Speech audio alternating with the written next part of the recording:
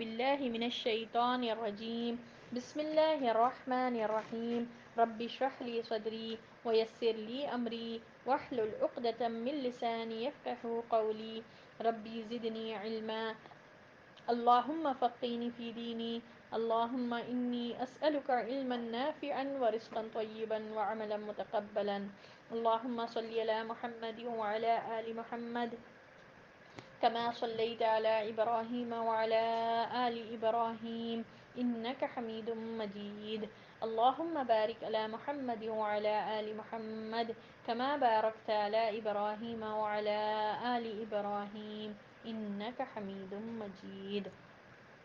تو بہرحال آپ صلی اللہ علیہ وسلم نے یہ اعلان کیا کہ میں ایک جھنڈا کل اس کو دوں گا صبح میں جو اللہ سے اور جس سے اللہ اور اس کے رسول صلی اللہ علیہ وسلم محبت کرتے ہیں. تو آپ صلی اللہ علیہ وسلم نے جب یہ کہا تو تمام انصار اور تمام مہاجرین ایک آرزو میں، ایک انتظار میں تھے. سب کو یہ امید تھی کہ جھنڈا اس سے ان کو ملے گا. ٹھیک ہے، 1400 یہ بیت رضوان والے ہیں، سبحان اللہ، ان سے اللہ راضی ہوا. تو سب اللہ سے محبت کرتے تھے اور اللہ کے رسول سے محبت کرتے تھے. ہم لوگوں نے صلح حدیبیہ کے ٹائم پر بھی دیکھا کہ کیسی محبت تھی کہ آپ صلی اللہ علیہ وسلم اگر کھنکارتے بھی تھے، یعنی ایسا بھی کرتے تھے، تو سب وہ جو آپ صلی اللہ علیہ وسلم کے منہ سے نکلتا تھا لعب دہن، وہ لینے کے لیے سب لپک پڑتے تھے. وضو کے پانی کے لیے تو ہم دیکھتے تھے کہ ایسا ہوتا تھا کہ لڑائی ہو جائے، ایسا لگتا تھا. اور پھر آپ جب بات کرتے تھے تو اپنی نگاہیں اتنی نیچے رکھتے تھے کہ بالکل دیکھتے ہی نہیں تھے نگاہ بھر کر، اور آواز بھی اتنی پست رکھ کے بات کرتے تھے. تو ایسی محبت تمام کے تمام کی. یہ کون؟ وہ بھی ایک مشرک دیکھ کر جا کر حیرت کر کر بولا کہ یہ کیسے لوگ ہیں بھائی کہ ایک آواز پر لبیک بھی کرے، اور یہ لوگ اتنی عزت دیتے ہیں کہ کسریٰ اور قیصر کی بھی ہم نہیں دیکھے، اتنے بڑے بڑے سپر پاور کنٹریز ہیں، وہاں کے بادشاہوں کی بھی ایسی عزت نہیں ہوتی جتنی عزت نبی صلی اللہ علیہ وسلم کی صحابہ رضی اللہ تعالیٰ عنہم کرتے تھے. تو بہرحال سب لوگ اسی آرزو میں تھے کہ ہم کو جھنڈا ملے گا. تو جب صبح ہوئی تو نبی صلی اللہ علیہ وسلم نے کہا علی کہاں ہیں؟ تو لوگوں نے کہا کہ ان کو آنکھ آئی ہے، یعنی ان کے آنکھ میں کچھ وہ جو ہوتا نا سور آئیز، ریڈ آئیز ہو جاتے، آنکھ لال ہو جاتی، وہ ہوا تھا. تو نبی صلی اللہ علیہ وسلم نے انہیں بلوا بھیجایا اور ان کو اپنا لعب دہن لگایا. ٹھیک ہے، لعب دہن یعنی کہ آپ صلی اللہ علیہ وسلم کا سلائیوا لگایا اور پھر دعا بھی فرمائی. تو وہ ایسے ہو گئے جیسے کچھ تھا ہی نہیں. ٹھیک ہے، بالکل ٹھیک ہو گئے. اچھا، لعب دہن کے بارے میں ہم لوگ ہمارا جو ہمارا کورس کر رہے ہیں اس میں ہم لوگوں نے پڑھا، یعنی سلائیوا جب ہم سو جاتے نا، سو گئے بعد اٹھنے کے بعد اپنا ہاتھ، سب سے پہلا کام جو کریں گے وہ اپنا ہاتھ واش کریں گے. ٹھیک ہے، کیونکہ نبی صلی اللہ علیہ وسلم نے فرمایا، نبی صلی اللہ علیہ وسلم نے فرمایا کہ تم میں سے جو اٹھے، اپنی نیند سے بیدار ہوئے، جو پہلا کام کرے وہ اپنے ہاتھ دھوئے، کیونکہ ہم نہیں جانتے کہ ہمارے ہاتھوں نے رات کہاں گزاری، یعنی کہ کس کس چیز کو ٹچ کیا. تو اس لیے جو پہلا کام کرنا ہے وہ ہاتھ واش کر کے اپنے جو ہے نا آنکھ، اگر وہ بھی کر رہے ہیں، ہم آنکھ رب کر رہے ہیں تو بیک سائڈ سے رب کریں، اور پھر ہاتھ واش کر کے اپنا لعب دہن سیلف، اپنے آپ کا لعب دہن سلائیوا تھوک نکال کر آنکھ میں لگائیں. ٹھیک ہے، اس سے جو ہے نا آنکھوں کی بیماریوں سے بچیں گے. ٹھیک ہے، یہ بھی ایک اچھا ٹپ ہے کہ کسی کو جو بھی آنکھ کے جس کسی کو بھی کچھ بھی بیماری ہے تو وہ ٹھیک ہو جائے گا انشاءاللہ باذن اللہ. مگر یہ ہے کہ ہم سوتے وقت جو ہے نا صحیح طور پر اچھے دعائیں کر کے سوئیں، کوئی کھاتے کہ سو نہ جائے. یہ بھی فالو کریں بھائی. ٹھیک ہے، تو اس سے آپ کو اثر بھی اچھا ہوگا. ٹھیک ہے، لعب دہن اپنا ہی لگا لینا چاہیے اپنے آنکھوں میں. ٹھیک ہے، چلیے. تو جی جی کہا جاتا ہے، یہ صحیح ہے. اور اپنا ہی سلائیوا ہے نا، وہ لگانے سے آنکھ میں ٹھیک ہو جاتا. اب یہ تو نبی صلی اللہ علیہ وسلم تھے، آپ صلی اللہ علیہ وسلم کا تو بالکل الگ ہی مثال ہے. مگر انسان کا خود کا اپنے بھی سلائیوا لگانے سے جو ہے نا آنکھوں پہ انشاءاللہ باذن اللہ صحیح طور پر اگر ہم کریں، بھی رات میں سوتے وقت مسواک کر کر سوئیں، اور ہم جیسا جو ہے نا مصنون طریقے سے ہماری رات گزری ہوگی تو اور اچھا ہوگا نا. اور بہت سے باتیں ہیں بھائی سبحان اللہ، جس کو ہم فالو کریں گے تو انشاءاللہ ہماری صحت اچھی رہے گی. انشاءاللہ ٹھیک ہے. تو یہ ایک ٹپ تھی لعب دہن کے تعلق سے. اب یہاں پر تو محمد صلی اللہ علیہ وسلم نے کیا، اور ہم لوگوں نے پہلے بھی پڑھا کس طرح سے آپ صلی اللہ علیہ وسلم نے اپنا لعب دہن ابو بکر رضی اللہ تعالیٰ عنہ کو پیر پر لگایا تھا. کب کرے تھے آپ صلی اللہ علیہ وسلم؟ وہ شفایاب ہو گئے، گویا انہیں کوئی تکلیف تھی ہی نہیں. پھر انہیں جھنڈا دیا اور فرمایا کہ جنگ سے پہلے انہیں اسلام کی دعوت دو، یعنی تعلیم پہلے جو کام، جو مشورہ، جو اصل کام ہے وہ کرو، کہ جنگ سے پہلے ان کو اسلام کی دعوت دو کہ ایٹ لیسٹ اب شاید وہ اسلام قبول کر لیں. ادھر یہود نے اپنی عورتیں اور بچے شق کے قلعے میں منتقل کر دیے تھے اور اسی صبح طے کیا تھا کہ کھلے میدان میں جنگ کریں گے. چنانچہ حضرت علی رضی اللہ تعالیٰ عنہ ان کے پاس پہنچے تو انہیں جنگ کے لیے بالکل تیار پایا. آپ صلی اللہ علیہ آپ رضی اللہ تعالیٰ عنہ نے انہیں اسلام کی دعوت دی. انہوں نے صاف صاف انکار کر دیا اور مرحب نے اپنی تلوار لے کر ناز و تکبر اٹھلاتے ہوئے دعوت مبازرت دی. وہ کہتا تھا قد علمت خیبر انی مرحب شاک الصلاح بطل محرب اذا الحروب اقبلت تلہب. خیبر جانتا ہے کہ میں مرحب ہوں، ہتھیار پوش، بہادر اور تجربے کار، جب جنگ و پیکار کا شعلہ زن ہوں. اس کے مقابل حضرت عامر بن اقوا رضی اللہ تعالیٰ عنہ نمودار ہوئے. وہ کہہ رہے تھے قد علمت خیبر انی عامر شاک الصلاح بطل مغامر. خیبر جانتا ہے کہ میں عامر ہوں، ہتھیار پوش، شہ زور اور جنگجو. یعنی اب کیا ہوا؟ اب علی رضی اللہ تعالیٰ عنہ کو نبی صلی اللہ علیہ وسلم نے جھنڈا دیا، مطلب یہ ہے کہ وہ ہے لیڈر، وہ رہیں گے. اب آپ صلی اللہ علیہ وسلم نے ان کو بھیجا اس میں یہ کہاں پر؟ حصن نعام کی طرف. حصن نعام کی طرف جب گئے تو وہاں مرحب آیا مقابلے میں. ہم مرحب کے بارے میں پڑھے اور بہت سے پرانے اسٹوریز میں بھی مرحب کے بہت سے اسٹوریز اردو کے کہانیوں میں بہت ملتے ہیں ہم کو، کہ یہ 1000 آدمیوں سے زیادہ طاقت رکھنے والا تھا، پہلوان کی طرف سے تھا. اس نے کیا کہا کہ شیر پڑھتے ہوئے نکلا یہ باہر، اور کیا کہا اس نے کہ پورا خیبر جانتا ہے کہ میں مرحب ہوں، یعنی اتنا فیمس ہوں، میرے کو ہر کوئی جانتا ہے. تو بہرحال بہادر ہوں اور تجربے کار ہوں، اس طرح سے اس نے کہا. تو اس کے مقابلے میں یعنی اس کو فیس کرنے کے لیے عامر بن اقوا رضی اللہ تعالیٰ عنہ نکلے. انہوں نے بھی رجز پڑھا، انہوں نے بھی کہا کہ تمام خیبر جانتا ہے میں عامر ہوں. ٹھیک ہے، یعنی وہ بھی ایک بہادر قسم کے تھے. تو بہرحال انہوں نے کہا کہ میں تمام خیبر جانتا ہے کہ میں بھی بہادر ہوں، ہتھیار پوش ہوں، شہزور ہوں اور جنگجو ہوں، یعنی بہت زبردست واریر ہوں. تو پھر کیا ہوا؟ پھر دونوں نے ایک دوسرے پر وار کیا. مرحب کی تلوار حضرت عامر رضی اللہ تعالیٰ عنہ کی ڈھال میں پھنس گئی. کہاں پر؟ ڈھال یعنی شیلڈ میں. ٹھیک ہے، آپ لوگوں نے دیکھا ہوگا کہ ہسٹری میں اگر کوئی جنگوں میں جو کیری کرتے تھے جنگ ہونے کے لیے، ایک ہاتھ میں تلوار، ایک ہاتھ میں شیلڈ ہوتی تھی. ایک ہاتھ میں تلوار اور ایک ہاتھ میں شیلڈ ہوتی تھی. تو شیلڈ کے اندر یہ مرحب کی تلوار آ کر پھنس گئی. کس کی تلوار؟ مرحب کی تلوار. کس کے اس میں؟ عامر رضی اللہ تعالیٰ عنہ کی شیلڈ میں آ کر پھنس گئی. پھر کیا ہوا؟ اور حضرت عامر رضی اللہ تعالیٰ عنہ نے چاہا کہ اپنی تلوار سے یہودی کی پنڈلی مار دیں، مگر ان کی تلوار چھوٹی تھی. اس کی پنڈلی تک پہنچنے کی بجائے پلٹ کر حضرت عامر رضی اللہ تعالیٰ عنہ کے گھٹنے میں آ لگی اور بعد میں وہ اسی چوٹ سے انتقال کر گئے. نبی صلی اللہ علیہ وسلم نے ان کے متعلق فرمایا ان کے لیے دگنا اجر ہے، وہ بڑے جانباز مجاہد تھے، کم ہی ان جیسا کوئی عرب روئے زمین پر چلا ہوگا.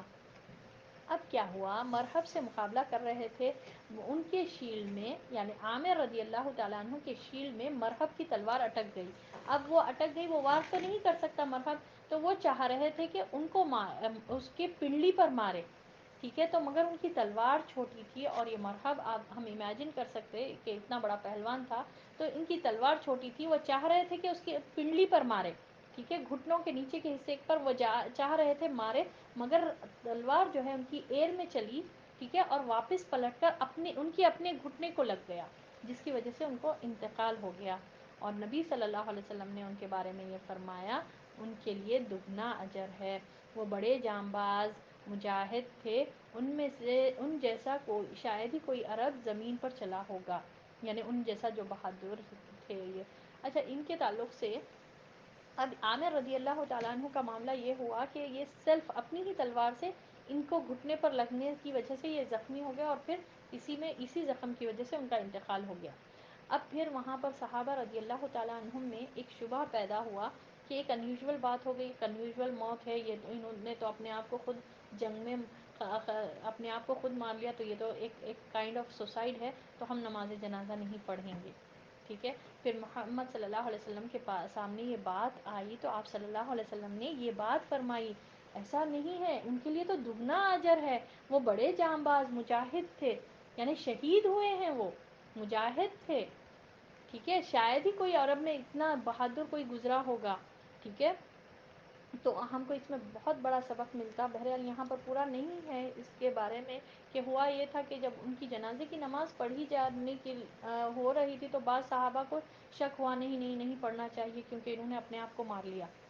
تو بھائی اس میں یہاں پر دیکھیے کہ ان کی نیت بھی تو تھی نا، ان کی نیت کیا اگر ماننا ہوتا تو وہ اپنے آپ کو پہلے ہی مار لیتے تھے، وہ آئے کس لیے؟ اللہ کے لیے ہی تو جنگ کر رہے ہیں نا، مرحب سے، ٹھیک ہے۔ تو نیت بھی تو میٹر کرتی نا، ان کی یہ نیت تھی ہی نہیں، وہ گئے جنگ میں لڑے، اور نبی صلی اللہ علیہ وسلم کو جب معلوم ہوا تو آپ صلی اللہ علیہ وسلم نے ان کو یہ دعا دی اور ان کے لیے یہ کہا کہ وہ تو بڑے مجاہد ہے، سبحان اللہ۔ اور پھر ایک مرتبہ ایسا ہوا اسی جنگ میں، اس میں سلمہ بن اکوع کے بھائی ہے، یہ غزوہ غابہ میں ہم پڑھے نا، سلمہ بن اکوع ان کے بھائی ہے عامر بن اکوع، تو عامر بن اکوع شاعر تھے، تو ان کی شاعری پڑھ کر سنائے سلمہ بن اکوع کے، جس کا یہ ہے کہ ٹرانسلیشن اس میں انہوں نے یہ شاعری کی تھی: اللہ کی قسم اگر اللہ نہ ہوتا تو ہم ہدایت یافتہ نہ ہوتے، نہ صدقہ کرتے، نہ نماز پڑھتے،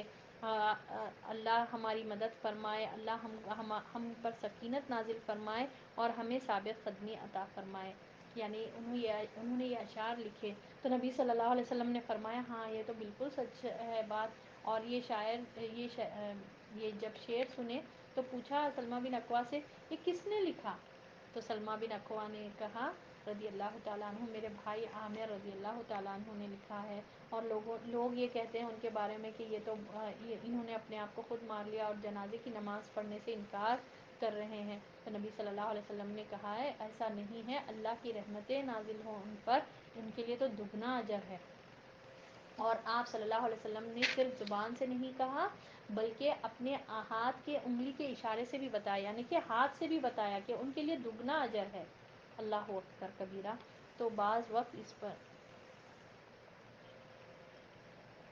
اس کے بعد اب مرحب کے مد مقابل حضرت علی رضی اللہ تعالیٰ عنہ نکلے، وہ یہ رجز کہہ رہے تھے: انا الذی سمتنی امی حیدر کلیس غابتی قریت المنظر اوفیہم بالسائی کیل السندرہ، میں وہ شخص ہوں کہ میری ماں نے میرا نام حیدر شیر رکھا، ٹھیک ہے، حیدر یعنی شیر رکھا، جنگل کے شیر کی طرح خوفناک ہوں، میں جنگل کی شیر کی طرح خوفناک ہوں، میں انہیں سا کے بدلے نیزے کی ناپ پوری کروں گا، یعنی سا کا بدلہ جو ہے نا نیزے سے میں ادا کروں گا۔ اس کے بعد مرحب کے سر پر ایسی تلوار ماری کہ وہیں ڈھیر ہو گیا۔